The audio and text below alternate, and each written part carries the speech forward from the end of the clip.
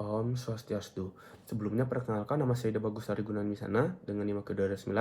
Di sini kami selaku perwakilan SGDA 3 izin untuk melakukan presentasi student project yang berjudul Medical Supply for Diabetes on Traveling. Baik, kami izin untuk memulai.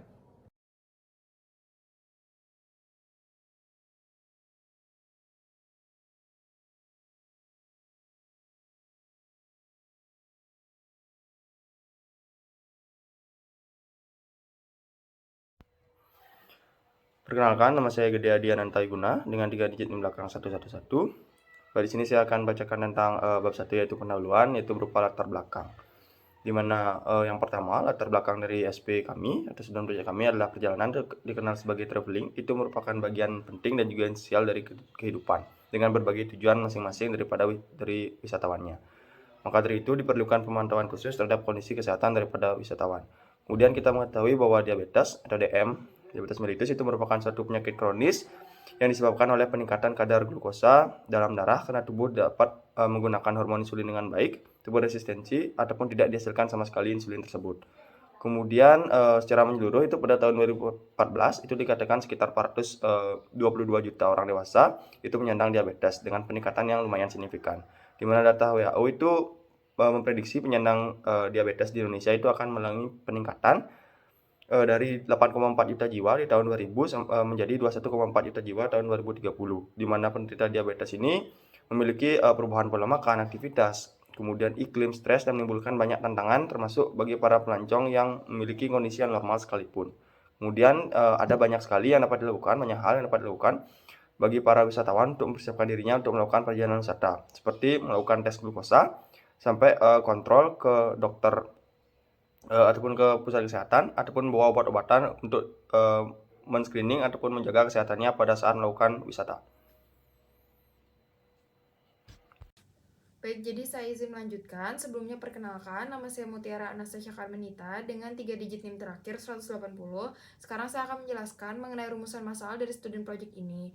Jadi yang pertama adalah apa yang dimaksud dengan diabetes, yang kedua adalah bagaimana klasifikasi diabetes, yang ketiga adalah bagaimana manajemen dari pasien diabetes, yang keempat adalah apa saja persiapan pre hingga post traveling bagi pasien diabetes, yang kelima adalah apa saja pasokan obat-obatan pasien diabetes yang harus disediakan saat traveling.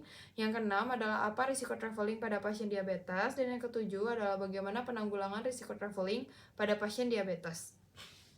Baik, jadi di sini saya izin melanjutkan. Untuk tujuan dari student project ini yaitu untuk mengetahui definisi, klasifikasi, penata laksanaan atau manajemen, persiapan pre hingga post traveling, pasokan obat-obatan, risiko traveling, dan juga penanggulangan pada pasien diabetes.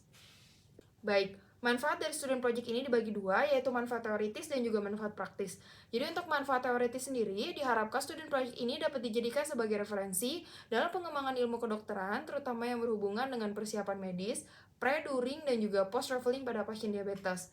Dan untuk manfaat praktisnya sendiri juga dibagi tiga, yaitu untuk masyarakat, pemerintah, dan juga untuk penulis. Jadi untuk masyarakat ini memberikan gambaran umum mengenai diabetes pada masyarakat sehingga kesadaran dan kewaspadaan akan diabetes ini dapat meningkat. Kemudian untuk pemerintah sendiri, pemerintah itu diharapkan dapat memfasilitasi ketersediaan obat pre, during, dan juga post traveling di Indonesia agar pasien diabetes dapat mengakses dan membeli obat-obatan dengan harga yang murah dan terjangkau. Dan untuk penulis juga dapat mendapatkan gambaran umum persiapan medis pre, during, dan juga post traveling pada pasien diabetes. Mungkin sekian dari saya, akan dilanjutkan oleh teman saya. Terima kasih.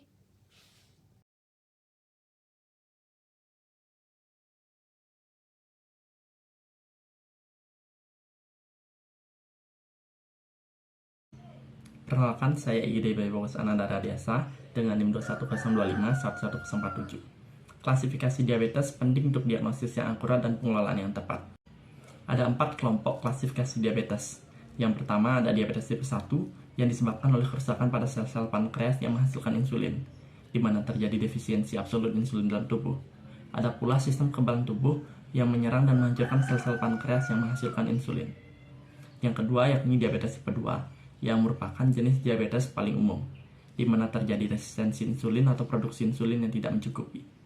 Ada pula faktor risiko yang meliputi obesitas, gaya hidup tidak sehat, dan juga faktor genetik.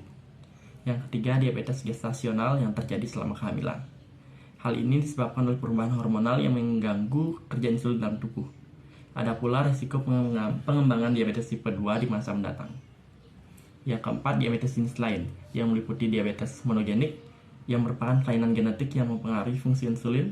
Yang kedua, ada diabetes sekunder yang terjadi akibat kondisi medis lain atau penggunaan obat-obatan tertentu. Dan berbagai jenis diabetes lain dengan penyebab yang belum sepenuhnya dipahami. Perkenalkan, nama saya Aulia Avandara dengan NIM 21025111108.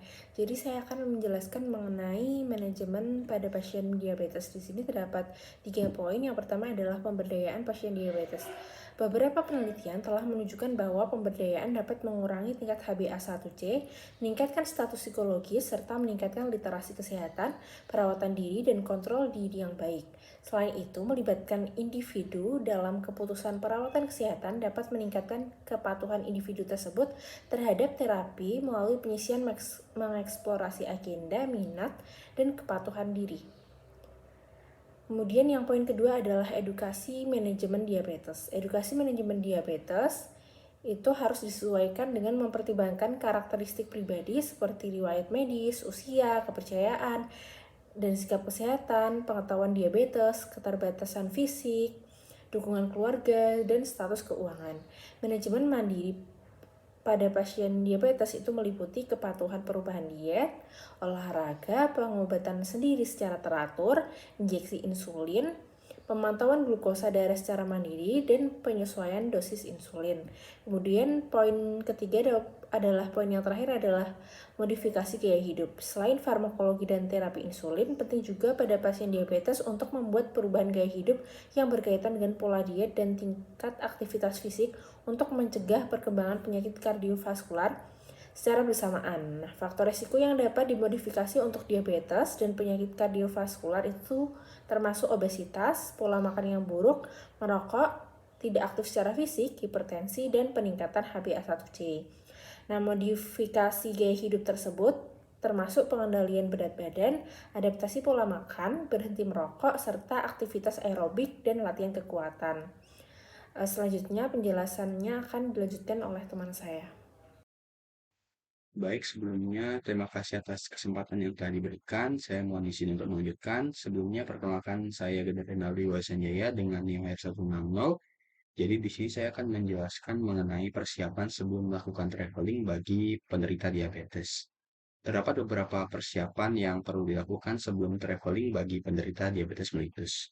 Yang pertama itu adalah konsultasi, di mana konsultasi ini dapat dilakukan 4-6 minggu sebelum traveling, dan dokter yang dikonsultasikan harus memberikan surat layanan kesehatan dan keterangan bahwa pasien menderita diabetes. Yang kedua yaitu resep. Jadi resep ini berisi obat-obatan dan alat medis yang diperlukan pasien dan juga dosis yang disesuaikan dengan durasi traveling dari pasien. Yang ketiga yaitu KIE respon darurat atau komunikasi, interaksi, dan juga edukasi, di mana perlunya ada edukasi seandainya terdapat kegawat daruratan terkait dengan kondisi diabetes dari pasien. Yang keempat yaitu obat-obatan dan injeksi, di mana obat yang dibawa harus ada cadangan atau alternatif, dan selain itu juga harus disesuaikan dengan pemberian seandainya ada perubahan zona waktu. Yang kelima yaitu kontrol makanan, di mana diperlukan adanya riset terkait dengan makanan lokal yang ada di daerah tujuan traveling, dan penting bagi pasien yang menderita diabetes untuk membawa snack untuk mencegah hipoglikemia, dan selalu kontrol jumlah makanan di daerah traveling. Yang keenam yaitu istirahat, di mana pasien harus selalu memperhatikan tingkat aktivitas fisik dan hindari duduk terlalu lama, serta jangan lupa untuk istirahat setelah melakukan aktivitas yang berat. Yang terakhir atau yang ketujuh yaitu mencegah komplikasi, di mana edukasi pasien untuk melakukan tindakan pencegahan komplikasi. Mulai dari hal kecil seperti menggunakan pakaian atau alas kaki yang nyaman untuk mencegah komplikasi kaki diabetes. Baik, sekian yang dapat saya jelaskan. Selanjutnya saya akan dilanjutkan oleh rekan saya. Terima kasih. Om Swastiastu. Sebelumnya perkenalkan, nama saya Ida Bagus Hari Gunawan Bisana dengan NIM ke-229. Di sini saya izin untuk menjelaskan persiapan pasien diabetes selama traveling. Adapun yang harus dipersiapkan saat berpergian yaitu membawa makanan dan cemilan yang sehat. Saat kita berpergian ke tempat yang mungkin sulit untuk menemukan makanan sehat, pertimbangkan untuk membawa cemilan atau makanan yang dapat dikonsumsi oleh penderita diabetes. Contohnya makanan yang kaya akan karbohidrat.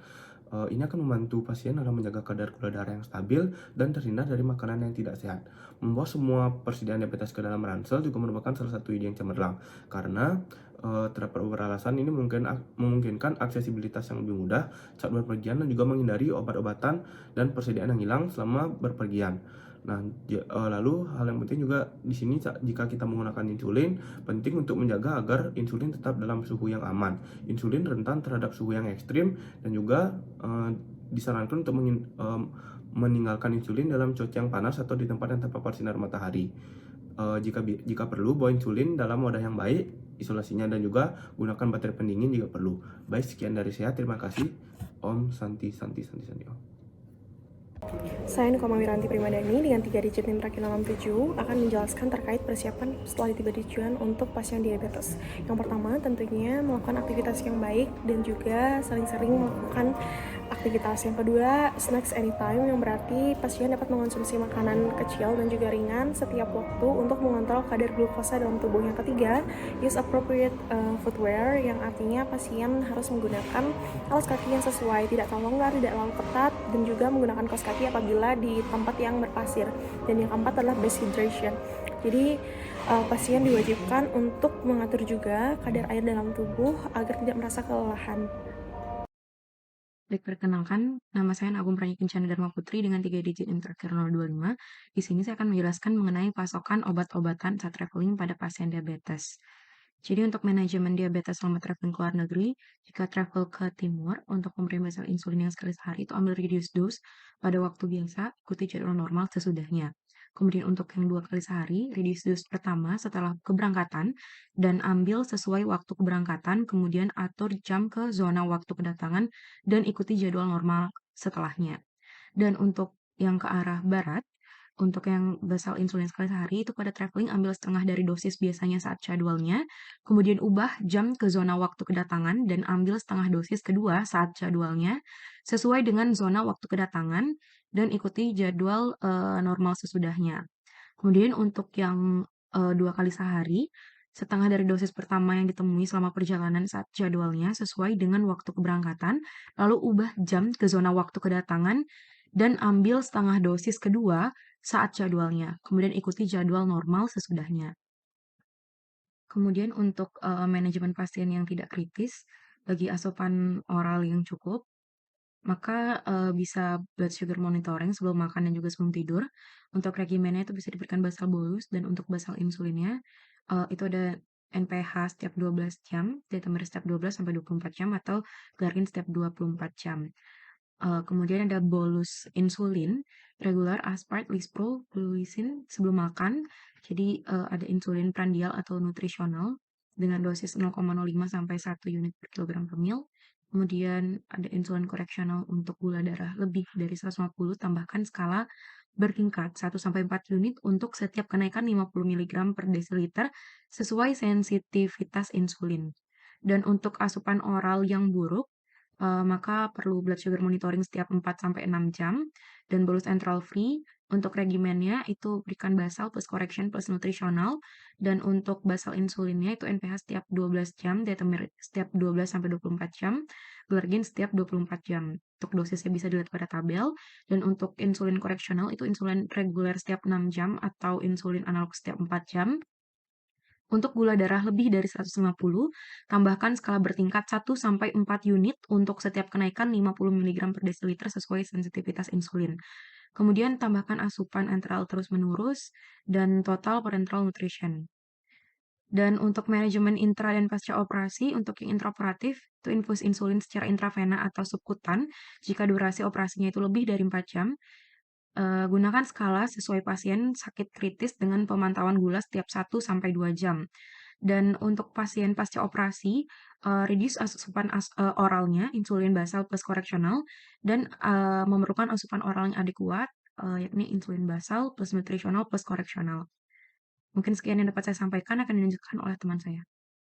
Baik, sebelumnya perkenalkan saya Nimade Jenani Pramasya dengan 3 digit NIM terakhir itu 213. Jadi di sini saya akan menjelaskan mengenai risiko traveling pada pasien diabetes. Jadi risiko penyakit terkait perjalanan itu bervariasi sesuai dengan tujuan dan kebiasaan seseorang yang serta penyakit yang mendasarinya.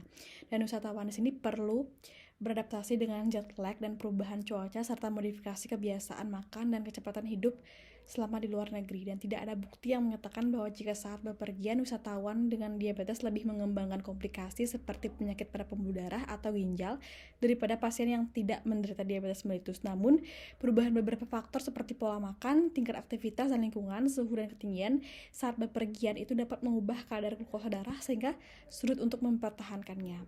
Adapun risiko-risiko yang akan diperoleh pada traveler dengan kondisi diabetes dipengaruhi itu berdasarkan iklim panas, iklim dingin, dan ketinggian.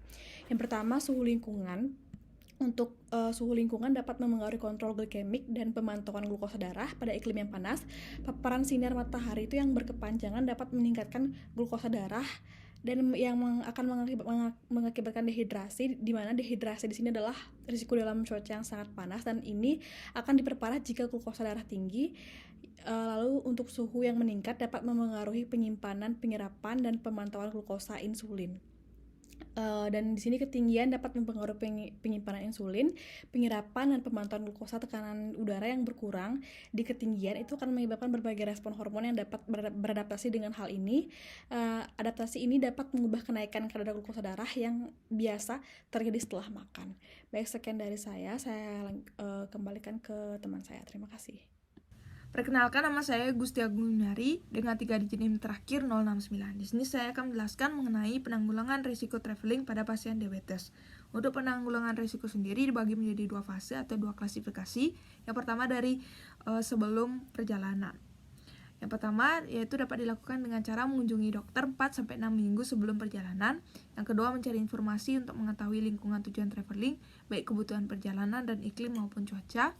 Yang ketiga, berkomunikasi terkait pilihan makanan dengan akomodasi perjalanan dan membawa camilan sehat pribadi. Yang keempat yaitu menggunakan gelang peringatan medis. Yang kelima yaitu menghubungi dari perusahaan asuransi dan meninjau pertanggungjawaban selama perjalanan jika dalam keadaan darurat. Untuk fase yang kedua, yaitu selama perjalanan atau selama traveling. Dapat dilakukan dengan cara 1. Membawa surat dokter dan menempatkan obat-obatan yang dibutuhkan di tempat yang terjangkau. Yang kedua, yaitu mengonsumsi makanan ringan yang mengandung karbohidrat sederhana tetapi juga kompleks. Yang ketiga, yaitu bagi penderita diabetes yang membutuhkan insulin, harap konsultasikan terhadap penggunaan insulin jika berkunjung ke tempat yang memiliki zona waktu yang berbeda. Yang keempat, yaitu penderita diabetes yang melakukan perjalanan menggunakan pesawat, dianjurkan untuk berdiri dan berjalan selama penerbangan panjang setiap 1-2 jam. Yang kelima, yaitu tetap terhidrasi, terutama saat berpergian ke iklim panas, dan mengetahui kualitas air minum yang tersedia di tempat tujuan untuk menghindari diare dan dehidrasi berikutnya. Mungkin sekian dari saya, bisa dilanjutkan oleh rekan saya. Terima kasih.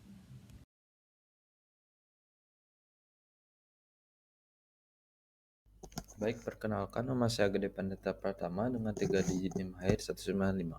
Jadi di sini saya akan membacakan dari bab 3 yaitu penutup, di mana terdapat simpulan yaitu diabetes adalah kondisi medis yang ditandai dengan tingginya kadar glukosa dalam darah.